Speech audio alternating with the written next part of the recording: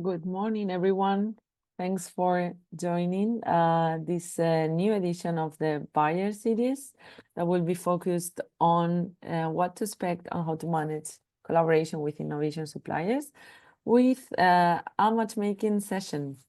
My name is Elena López. I work at Ticbiomed. We are a cluster organization bringing together innovation seekers and innovation suppliers, and also participated in the InnoMatch project. That is what brings us today. Please be welcome. We're about to start. So you probably know already, but in case you haven't, in InnoMatch, we're organizing a series of webinars to discuss cross-cutting aspects in the innovation procurement journey.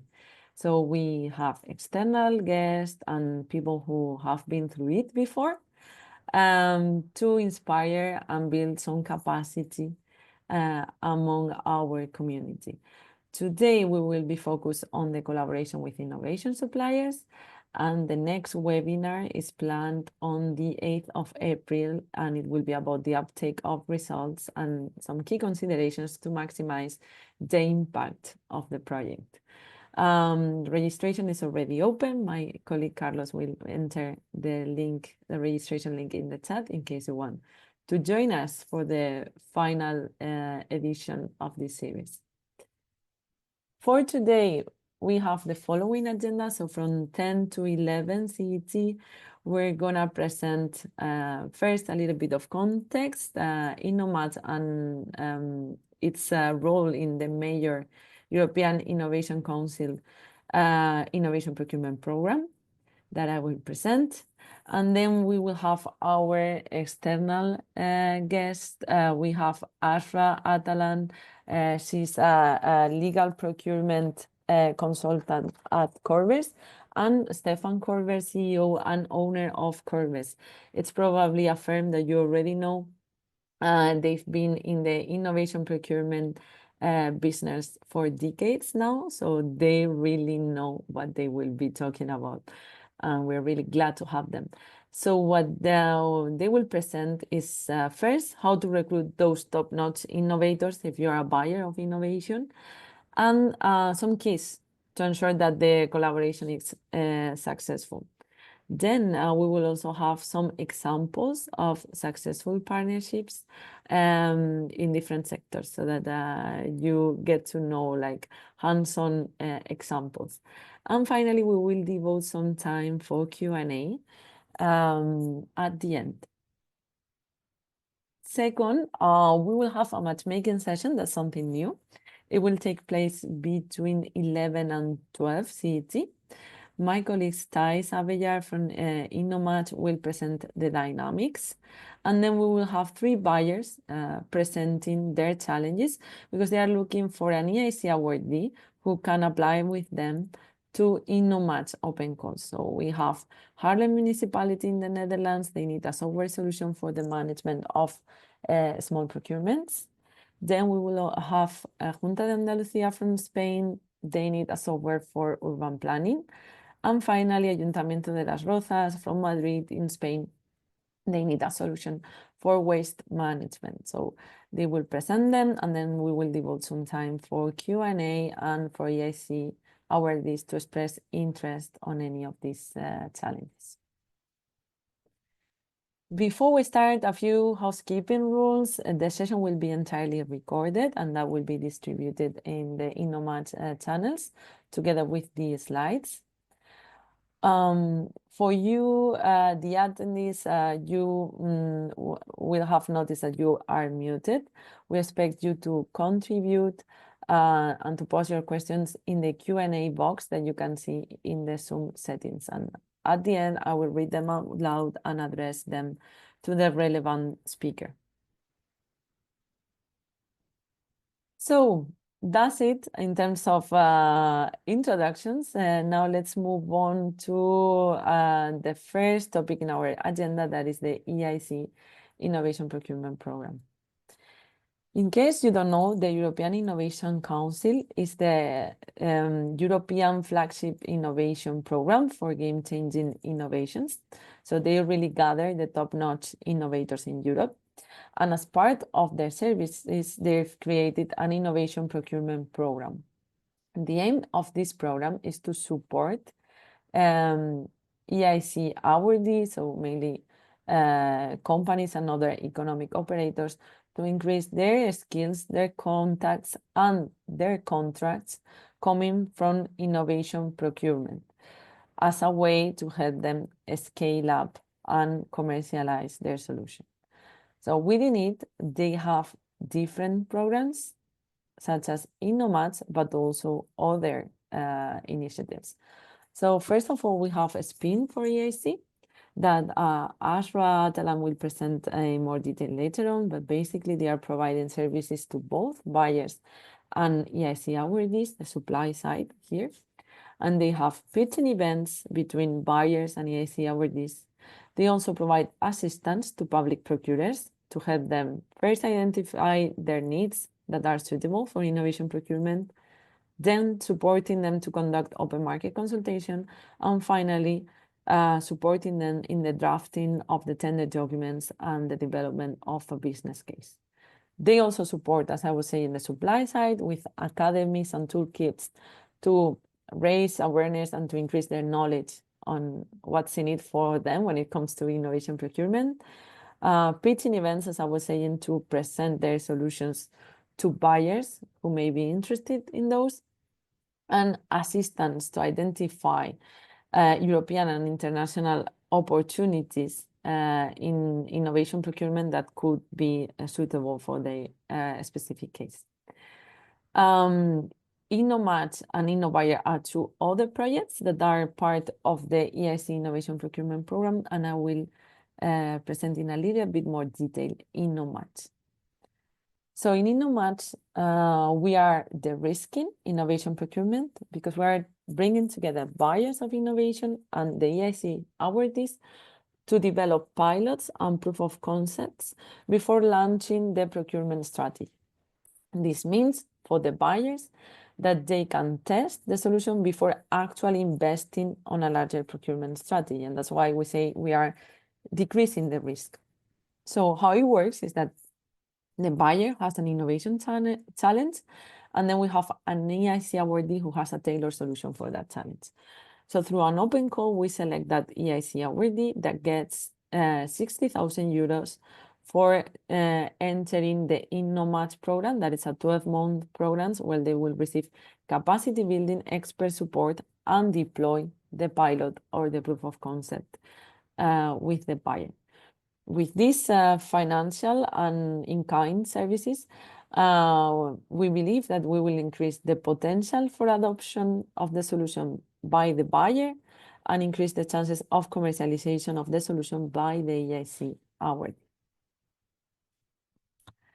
Here is a little more information, but simply what I would like to stress is that we in total will fund 38 pilots, and we have a budget of a little bit more of than 2 million euros in total, awarding, as I was saying, 60,000 euros per EIC awardee per pilot.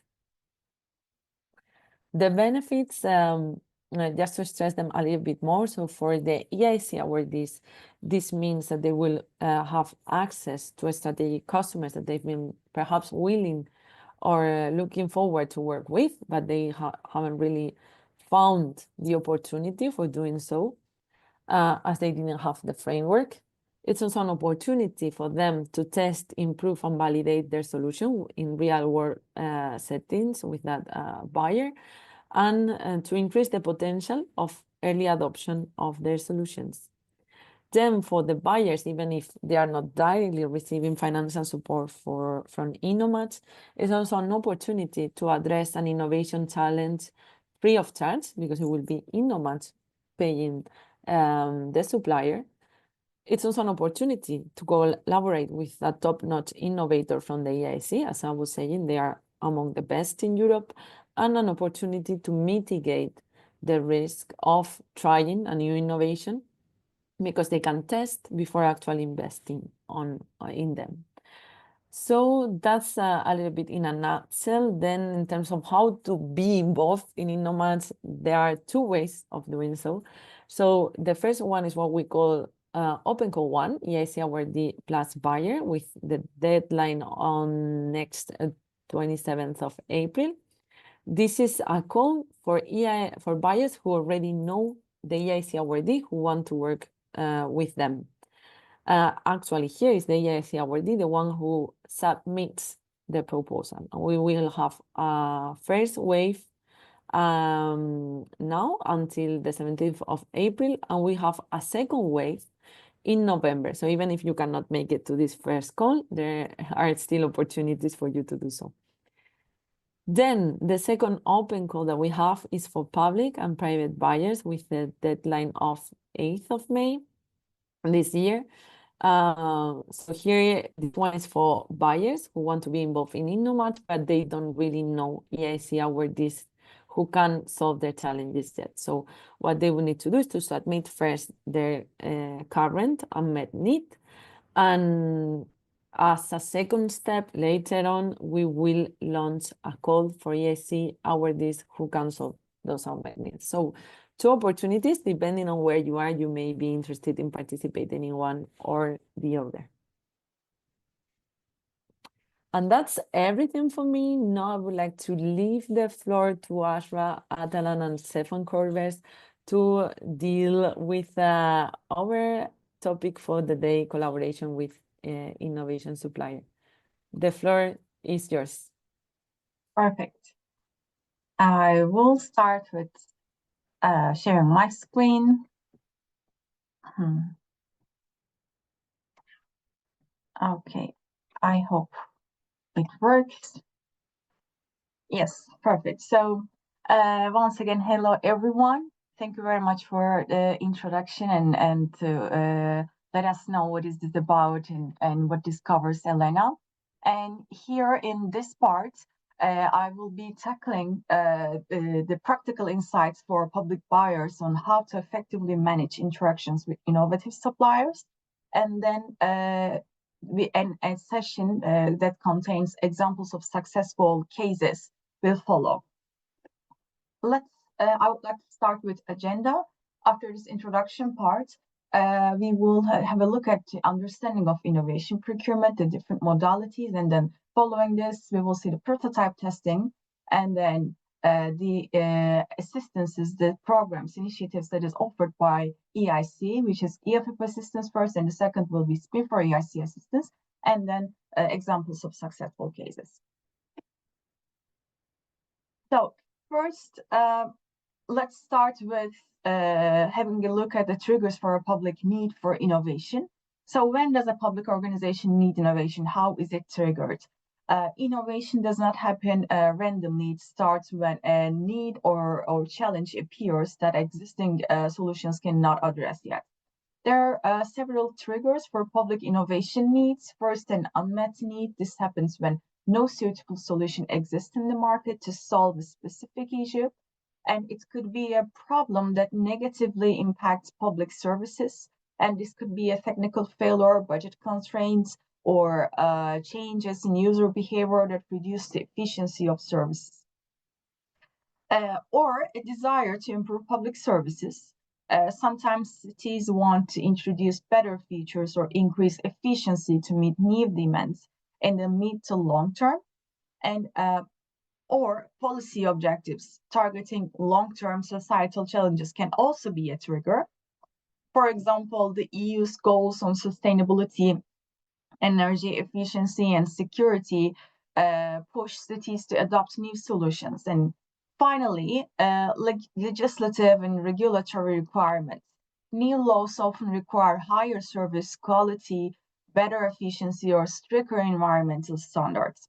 So public buyers must identify these triggers early to drive innovation where it's most needed.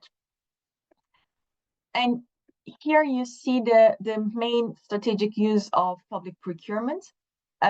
Public procurement can serve broader strategic goals rather than just buying solutions, products, services. There are 3 key ways public procurement can create impact. First, innovation procurement. This helps spur innovation by encouraging suppliers to develop new and advanced solutions that do not yet exist. And second, you see green and circular procurement. This focuses on environmental benefits by promoting sustainable products, energy efficient solutions, and circular economy models. And third, you see social procurement. This ensures that public spending creates social value, for example, by supporting local businesses or fair working conditions or social inclusion projects. And by using these procurement strategically, public authorities can drive innovation, protect the environment, and create positive social change.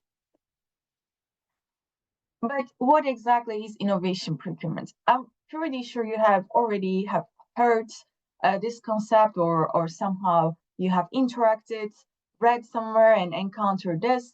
But let's have a look at this popular figure. Innovation procurement happens when public buyers acquire the development or deployment of new and pioneering solutions. And they do this to address specific public needs that existing solutions cannot meet yet. And it is a step-by-step process. There are different modalities for innovation procurement. Here you see the figure that represents the overview of two main phases, PCP and PPI. First, it starts with pre-commercial procurements, PCP. This phase focuses on research and development. And you see it starts with phase 0. Before doing anything, public buyers need to understand the problem they want to solve. They look at what already exists and see if there are gaps where innovation is needed. And this is where we understand the maturity of the technology and to see if there is a room for innovation. And let's say there is. Let's say we are a public buyer, municipality, a ministry, and we are looking for a solution, but it is not yet available in the market or in the quantity that we need. Then we follow the next phases. Phase 1, solution design. This is where different suppliers propose ideas and concepts for solving the problem. And the best ones are selected to move forward.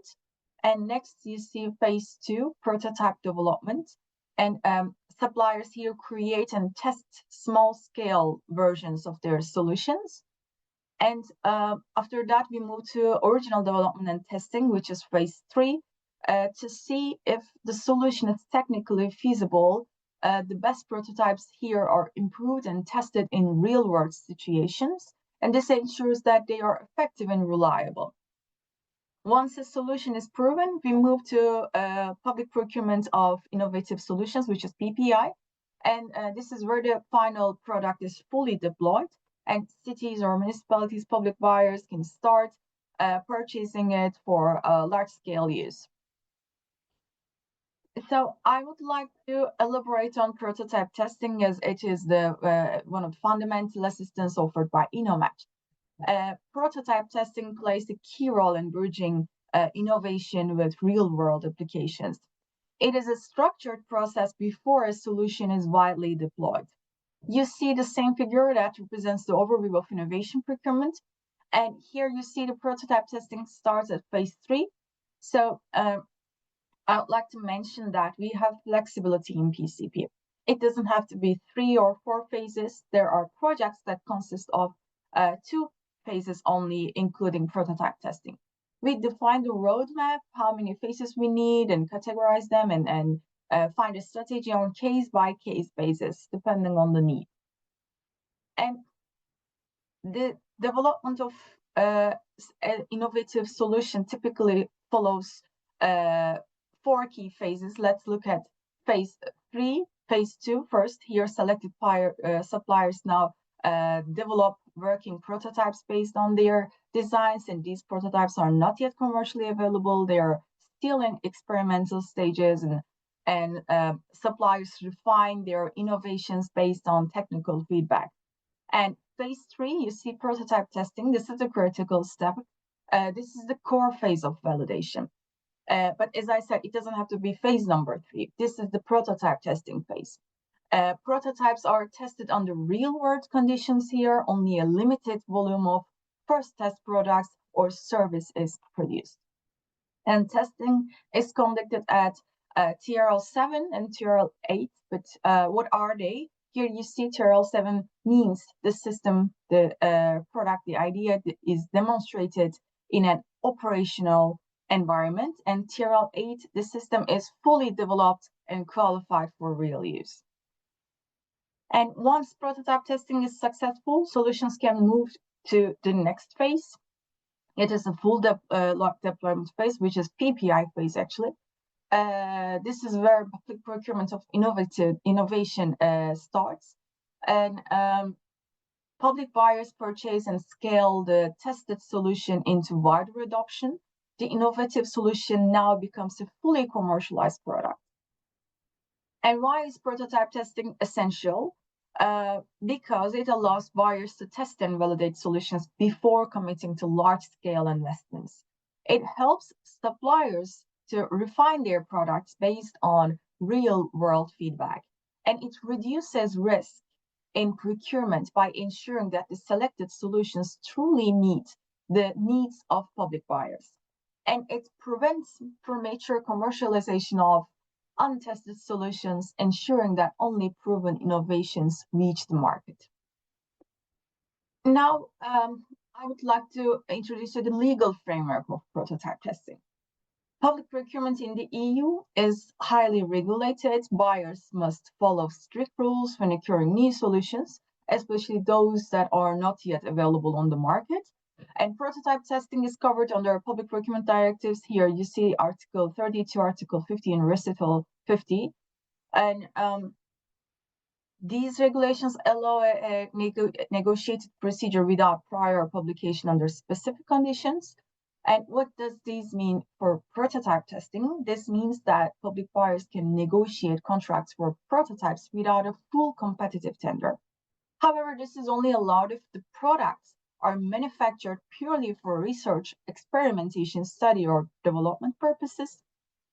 And the contract does not include large-scale production for commercial use. And the buyer cannot use this procedure to recover research and development costs or to confirm commercial viability. This legal flexibility is important because innovation procurement is different from standard purchasing. Instead of buying off-the-shelf solutions, off-the-shelf products, buyers need to test and refine innovation before making them widely available. But these regulations also create clear boundaries. They ensure that prototype testing remains a research-driving activity that does not distort the competitive market. And one important note, the EU principle always apply. The principles are transparency, equal treatment, non-discrimination, proportionality. And with that being said, here you see some considerations from a legal perspective regarding prototype testing. First, the negotiated procedure for prototype testing. This allows, we said, that direct negotiations with selected suppliers. But it has to be only for research, experimentation, and development purposes. And it cannot be used for large-scale commercial production. This means that prototype testing remains a controlled, small-scale process. And here you see level playing field considerations. So prototype testing must not unfairly favor any single technology provider. All suppliers should have equal opportunity to participate if suppliers offer free or cost-free testing, and it should be managed carefully. Otherwise, it could distort market competition and create unfair advantages. And regarding this, we have rules in a case law example. Here you see the preparatory activities and legal boundaries. It is important to distinguish between market consultations and formal procurement. Market consultations are exploratory. They do not create legal obligations. However, once formal prototype testing begins, procurement rules apply. And one important legal case is Stadthalle case. Here you see, and you see the link. You can also visit the link and see the full case, but I will briefly explain it. What happened in this case? The city of Halle, local authority in Germany, awarded a contract directly to a company called RPL, which was partially owned by the city itself. And another private company called Treya, which was also in the waste management sector, challenged the decision. Treya said that the city should have followed competitive public procurement rules instead of awarding the contract directly. And what was the case about? The case focused on whether public authorities can award contracts to companies they partly own without a competitive tender process. And what did the court decide? The court ruled in favor of fair competition and decided that public procurement rules apply to all contracts, even if a public authority owns part of the company it is awarding the contract to. Second, no direct contract awards. Public buyers must follow open and transparent tendering procedures. And three, avoiding unfair advantages. Private sector companies must have an equal opportunity to compete. And let's say this case is not particularly about prototype testing, it's the procurement itself. But how is this case related to prototype testing? Prototype testing often involves negotiated procedure that allow direct agreements between buyers and suppliers. However, this case highlights the risk of unfair competition if prototype testing favors certain suppliers over others. And it reinforces the importance of following legal safeguards to ensure transparency, fairness, and open market access. So I'm checking time. I will try to speed up a little bit. And you see here EFF methodology. This is a structured approach for innovation procurement. This methodology is divided into three main phases. Here you see the pre-tender phase, which is we call also preparatory phase. Here the needs and solutions are explored, and then tender phase, the procurement process is conducted, and the post-tender phase where contract execution and evaluation happen. So why this is important and how prototype testing relates to this methodology. Here you see in the preparatory phase, you see procurement strategy and tender documents. This is where we define the technical and legal requirements, where we are choosing the right procurement approach, whether it is going to be a PCP or PPI or another method, and why. And it helps buyers avoid predetermined solutions and instead encouraging competition and supplier engagement. And this is also where prototype testing first comes into the discussion. Buyers identify whether a new untested technology needs to go through pre-commercial procurement for further development and testing. And then you see the tender phase. After the groundwork is done, buyers move to launching the tender, evaluating proposals, awarding contracts, and then post-tender phase, this is about implementation and evaluation. Now, I would like to quickly give you an overview of strategic innovation procurement. And it focuses on steering and accelerating innovation while ensuring better value for money. This is the main aim, the better value for money. And public procurement is not just about purchasing goods and services. It is also a powerful tool for achieving societal goals. And such as here you see some of the goals, supporting green and digital transitions, ensuring high quality public services, strengthening EU industries and fostering economic growth, and addressing unmet public sector needs and supporting startups and SMEs, creating new market opportunities. And now that we have explored innovation procurement, the prototype testing approach, the EFF step-by-step methodology, but why and how should public buyers engage with innovators and the strategies? The public buyers face complex and unmet needs that require novel solutions. Traditional procurement methods often fall short because they lack flexibility in supporting customized innovations. This is where innovation procurement plays a crucial role. It allows buyers to stimulate supplier creativity and co-developed tailored solutions. To engage with innovators effectively, public buyers must follow a structured approach, clearly define the innovation challenge, conduct through market consultations, leverage methodologies like EFF structured roadmap to ensure a transparent and strategic engagement. And to support this, the European Innovation Council has launched initiatives such as SPIN for EIC, which helps integrate strategic innovation procurement, or EFF, which provides practical guidance on legal and technical aspects of procurement. And now I would like to introduce you the SPIN for EIC program as an initiative offered by EIC. SPIN for EIC aims to establish the European Innovation Council as a center of excellence for innovation procurement. Why is SPIN for EIC important? Because it opens market opportunities for EIC awardees. And this helps innovative companies scale up their businesses. And how does SPIN for EIC achieve this? It works in three key areas. skills, contacts, and contracts. For skills, it gives training and toolkits, and it also empowers public procurers by teaching them how to adopt innovative procurement practices. And regarding contacts, it connects procurers with EIC awardees through the Spin for EIC community.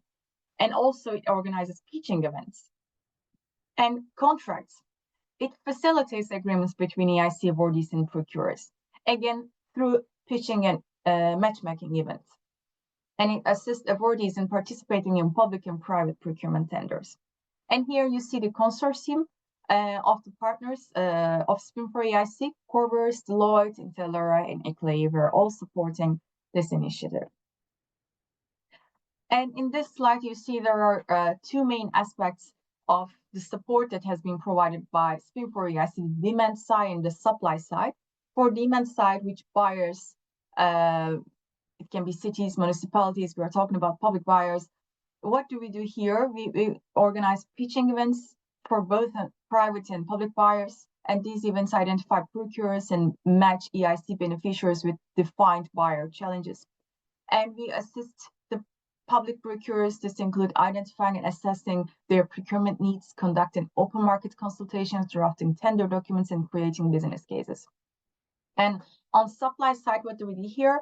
We provide online innovation procurement academies to boost procurement knowledge. We build and share an accessible toolkit to provide guidance, which you will find a link in the following slide, and also pitching events for awardees, including coaching and feedback on their pitch decks.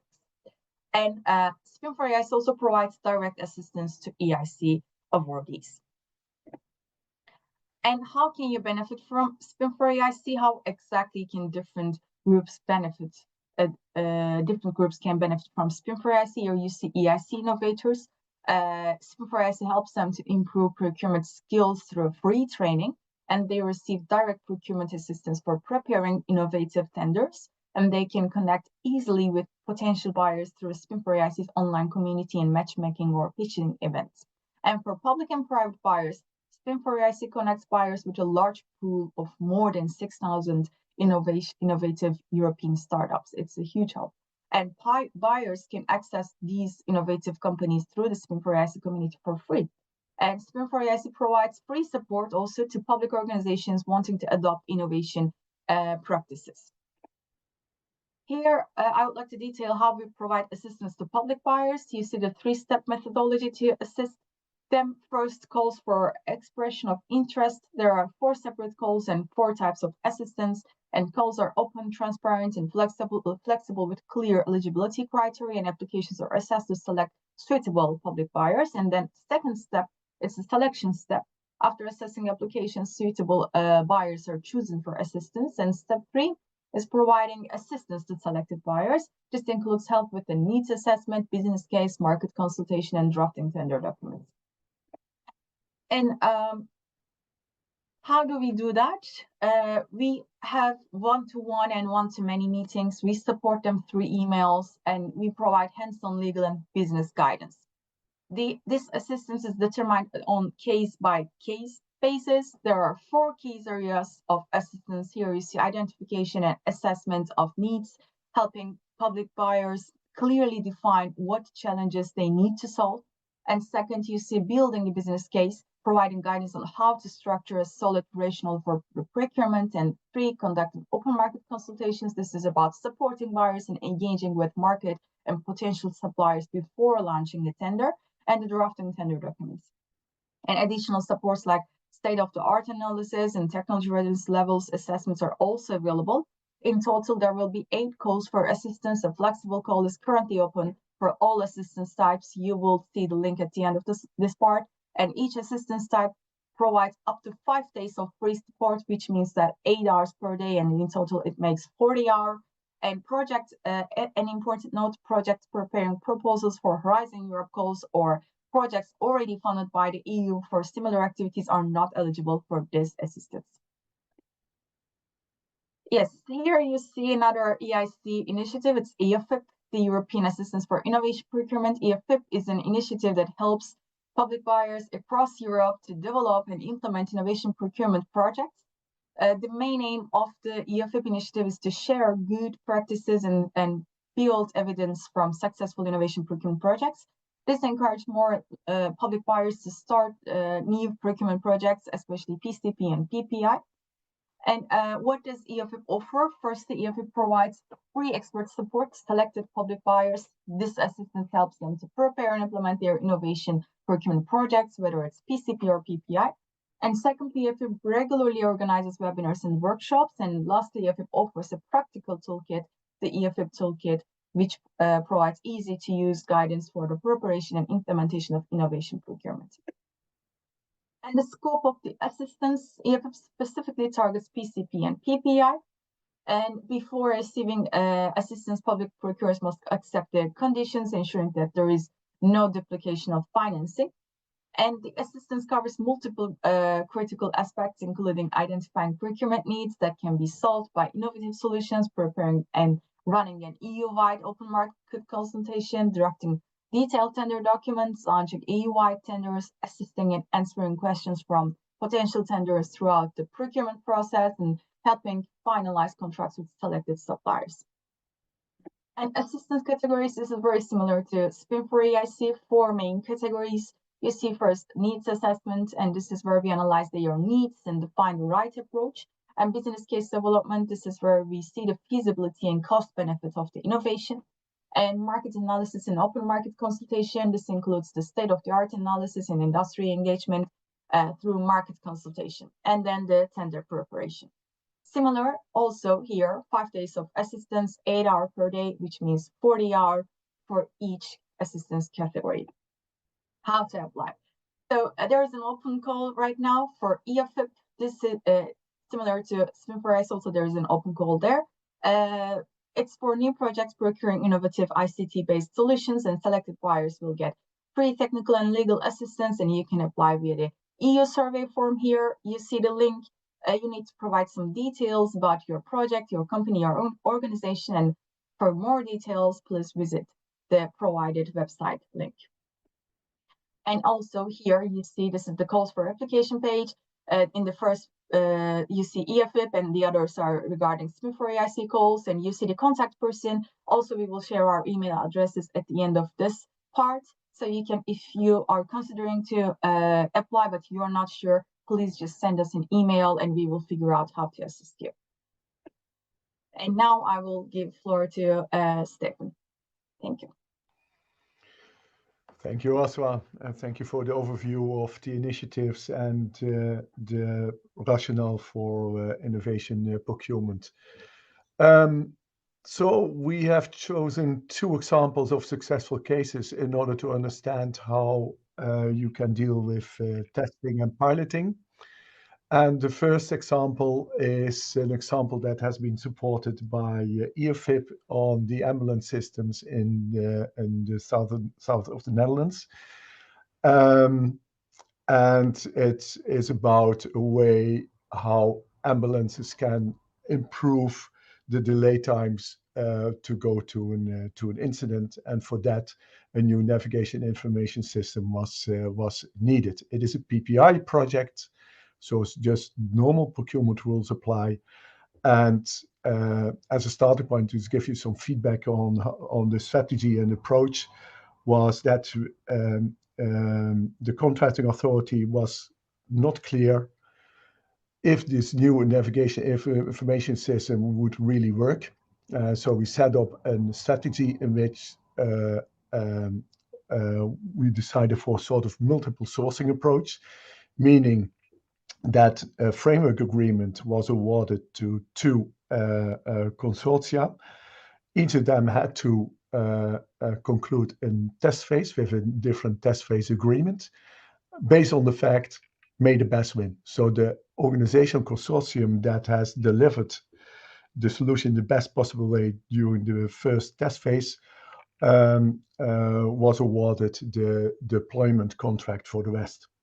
Interesting is that it is a way how you can look at testing. So the testing, and I think that's also a recommendation that I would like to give to you.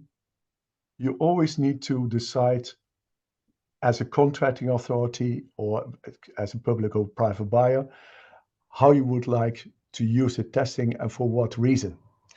So the example that we have here for the ambulance navigation information system is really to understand if the new technologies and the solutions provided can work into the environment and the specific context of the ambulance region. So that topic of testing was clear, and that's why we have decided to come up with this strategy. You will receive the slides after this presentation, I assume. So perhaps you can go through the other slide. Here you see some background information on this. I already explained about the 2 stages, and here you find some more key aspects of the procedure. It was around 500,000 euro. Anyhow, that's not so important. What is important for now is that this is a clear example, and you can find the material on the IFA website and of course also in the toolkit in order to understand how you can implement testing into your procurement and contracting approach. What is also very important is the following. If you're talking about testing, it is really not about, normally it's not the case about lower TRL, so there needs to be a lot of R&D. What you have just heard about the explanation of innovation procurement also entails, and mainly entails, R&D services, going from lower TRL, TRL3 up until TRL 8 or 9. Most of the time, contracting authorities and entities, if they talk about testing and piloting, they want to test and pilot existing technologies that have been deployed already on the market, perhaps in a different market segment, but they would like to see if it can be used for them. So it is more a question of homologation than of R&D. But anyhow, if you have this approach, you also need to understand, if you set your set of requirements, if the market can comply with this kind of requirement and to what extent. So police also understand, ask to the market to perform a fit gap analysis as part of their assessment in order to propose a good proposal to you, because that fit gap analysis clearly indicates what kind of efforts are needed from the viewpoint as a contractor to meet your requirements. And also from a legal perspective, that it's needed. Now here, I'm also here to safeguard the interest of the public and the private buyers, because you should be able to trust on the information provided by the technology vendors, and we expect from technology vendors and solution providers that they give clear insight in the potential gaps that they have analyzed on their solutions vis-a-vis the requirements set by the contracting authority. This fit gap analysis is also needed for you as a contracting authority to define the exact testing strategy and the testing plan, etc. But you can find these details in all the information of EFIT. Next slide, please.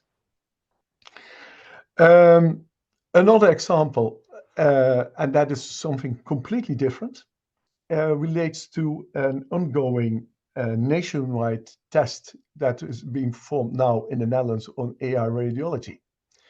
So here, the goal of testing is something completely different than the testing for the ambulance regions. For the ambulance regions was about understanding if the technologies that was provided could be integrated quite smoothly into the context of the ambulances. Here we have a complete different idea and different approach of pilot and testing. The nationwide pilot for AI radiology is an initiative set up by the healthcare sector in the Netherlands in order to understand the pros and cons of artificial intelligence for radiology.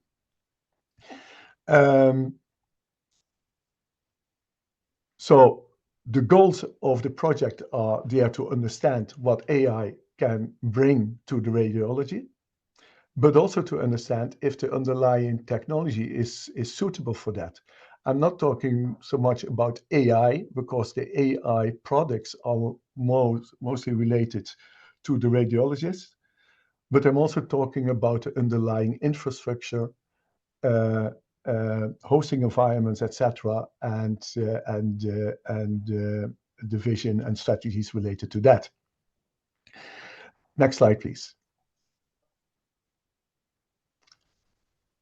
We know that there are, talking now in the Netherlands in radiology, there are a lot of obstacles for AI adoption. Money is always one of the major reasons, but also IT integration and clarity of the business case, and due to the complexity of the health sector, and I think that applies for a lot of countries, there's also perhaps a lack of vision or lack of ownership or different policies that are overlapping or are have different approaches and different goals. Interesting is that legal issues have not been mentioned so much.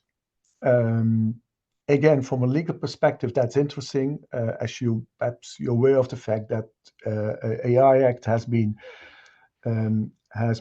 published quite recently. But it's not only about the AI Act as such that you need to deal with when you're talking about radiology. You also have to take care of GDPR issues and not forget the NIS directive that you need to take into account if you're setting up all kind of criteria and requirements. So we know what the issues are, and that's also why the health sector Netherlands came up with the conclusion to set up this nationwide pilot. Next slide, please. The participating hospitals, and perhaps that's different from your country, most of the hospitals in the Netherlands are being qualified as private hospitals, so they're not public hospitals in the sense of the procurement directives. That only applies for the academic hospitals in the Netherlands. You see here that you have 5 pilot hospitals in the Netherlands. One of them is academic, but it is nationwide in order to understand the pros and cons. Yes, next slide, please. At this moment, different products are being tested delivered by different AI service providers. And yeah, that's also very interesting for you to know, also to understand the maturity of the market.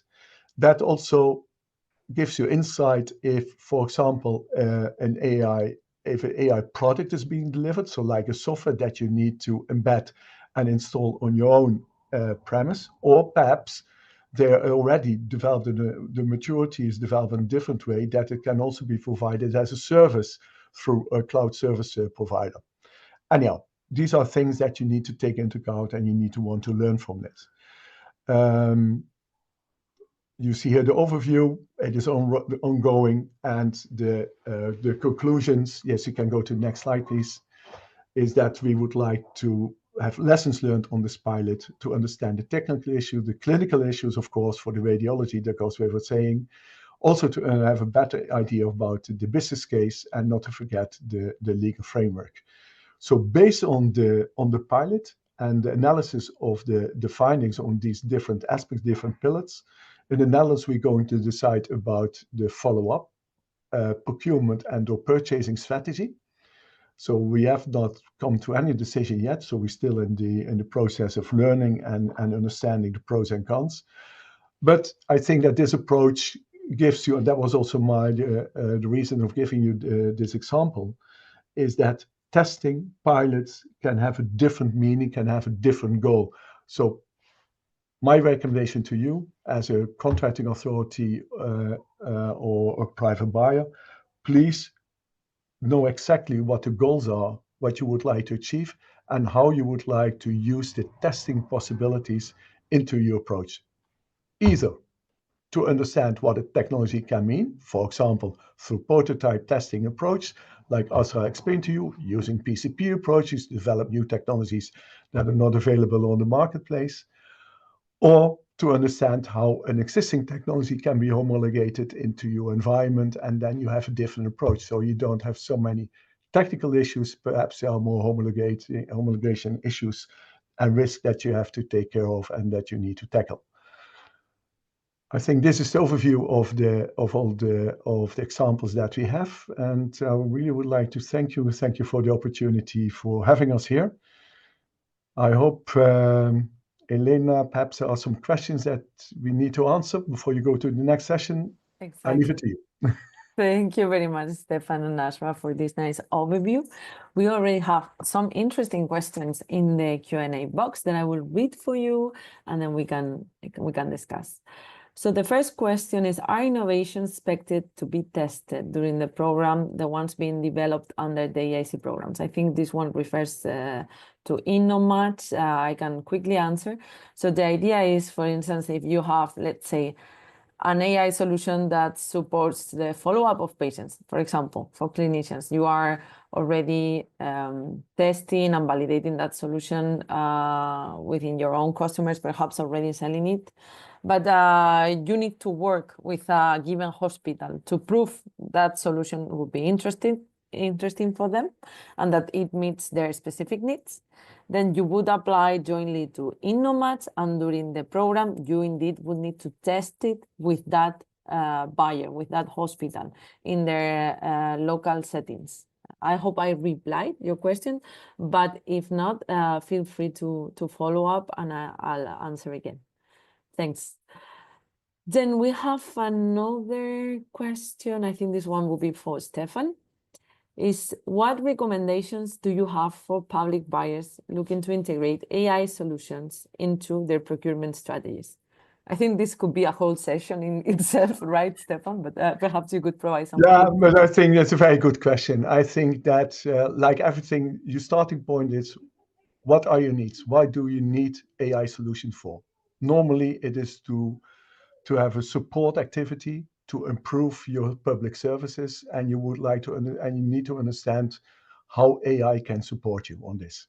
So that's a starting point. So understanding, as we call it in the EFA methodology, the needs analysis is really important. Understand what you want and what you want to achieve, and why do you need this? And then, of course, you need to go through all the relevant steps. If you know what you want and what you need and why you need this, then perhaps you can verify that with the market. Also do some desk research. That's very important to understand the state of play on AI tools. To give you a clear example, in 2018, we have set a nationwide procurement for AI in the water sector. And talking about 2018, at that time, the state of play on AI solutions was extremely minimal. Most of the development came from Asia Pacific, not from the States, from Asia Pacific, meaning China, to be honest. So that gave clear room for R&D initiatives like PCP. Now, the situation 2025 for the water sector, I'm talking for the water sector, is completely changed. So the market has completely changed. So meaning that a lot of technology providers or solution providers are already available in the market.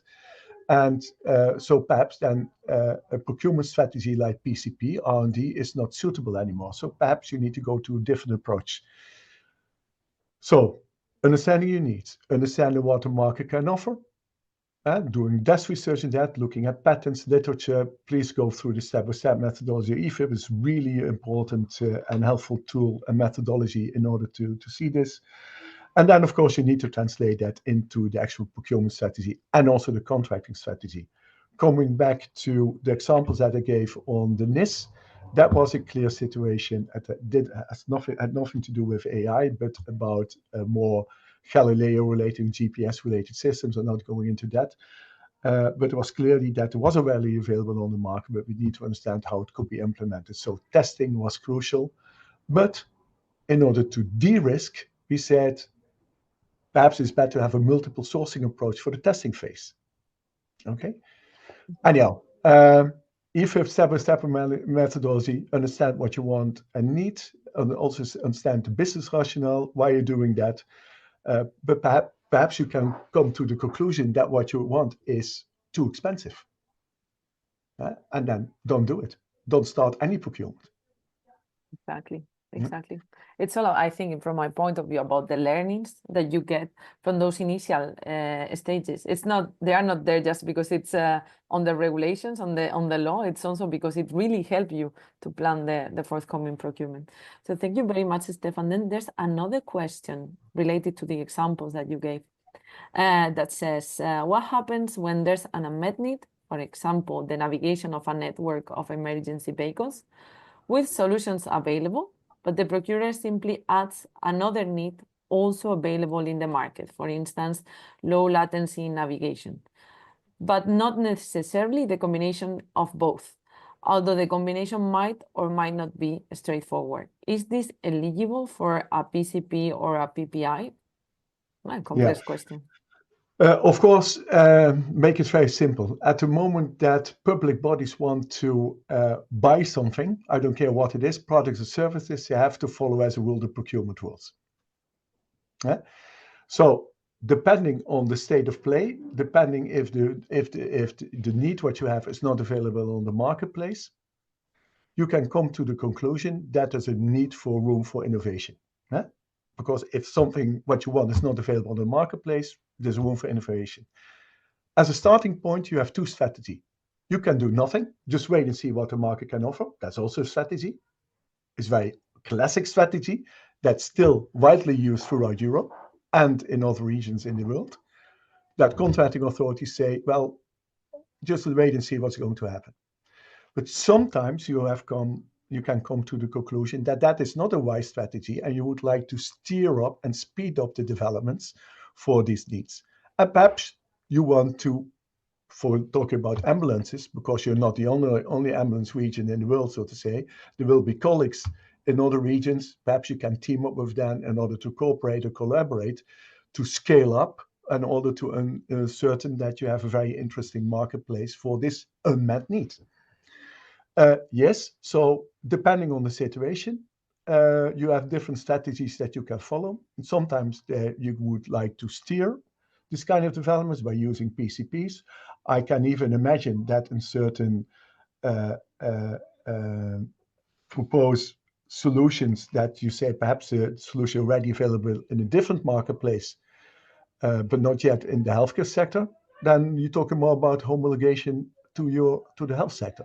So there's no really a need for PCP, but more normal PPI approaches. Okay, I saw there was also another question about small innovative. Exactly. Yeah. Exactly. Perfect. No, I think this one is also very interesting. Like, how can small innovative startups compete with larger suppliers in the procurement processes? Sometimes it's more difficult for them to access those opportunities. First of all, we are very strong favoring innovative startups and scale-up companies. Because what we see is that a lot of great ideas come from these companies. And we also see a very strong commitment from this company vis-a-vis their customers, because you want to grow, you want to expand, you want to shine, you want to show your innovativeness and your creativity to your customers. So as a starting point, small companies, startups, would be applauded. We applaud the engagement in procurement processes. However, what we see in practice, that if you go to a very huge nationwide project, but the example that I gave to you, you need, as a contracting authority, also understand what you want and what you need. So there can be the AI suppliers can be small suppliers and startup companies. But of course, they need to cooperate then with bigger companies. And you need to give the flexibility, and you need to understand, again, from a demand perspective, how to attract these smart companies, put it like this. I'm not saying that big companies are not smart. That's not what I'm trying to say. But small and innovative companies, scale-ups, are very, very creative. So you need to think about ways and trying to translate that into your procurement strategy, how to attract these companies. And I think the most important part is how to be a trustworthy client for them. And that means that you also could think about lowering thresholds from a legal perspective. Because if you say, oh, this project is I don't know, 50 million euros, and you add selection criteria that only the big companies can apply for this, for sure, smaller companies cannot apply for this project. So you have to be clever about this. But I would like to put it also in a different way. If a contracting authority is not interested at all in innovative companies, it's also hurting himself, and he's also really damaging the taxpayers' interest. Because please do not forget that contracting authorities are there because we pay them as taxpayers. So I expect from every contracting authority that they are wise and clever about spending the money. Also to give floor and room for innovative companies, because that's really in the interest of the public sector. Of course, you can say, yes, but a small company has a high risk of failure. There are so many legal ways in order to safeguard that interest with escrow arrangements, whatever it is. Also to set up cooperation and consortia. There's so many creative ways how to deal with that. But as a starting point, I really believe that the demand side should be able to attract small innovative startups and scale-ups. Excellent. Thank you very much, Stephan. If I may add to what you explained, for instance, when we are talking about making it more open to innovative startups, I think a good example is like the financial viability criteria that sometimes are unachievable for those smaller companies. So one solution could be either to lower that, or as Stephan said, create consortia. I have an example from an EIC awardee, actually, called MySfera. They partnered with Telefónica, the IT company from Spain, for a tender with a hospital. So you saw there like the perfect example of MySfera, smaller company, very innovative, who had a technology that was very good for the hospital, and then a larger company who could back them up and make the perfect partnership to ensure that all the interests from the hospital were met. So I think that could be an inspiring example for people here wanting to address that in that manner with consortia building. So thank you very much. I think we've run out of time, so if there are additional questions, we will follow up by email. Just to thank you both again, Stephan and Azra, for the excellent presentations. And we will move now with the matchmaking session. I leave the floor to my colleague Thijs. Thank you very much.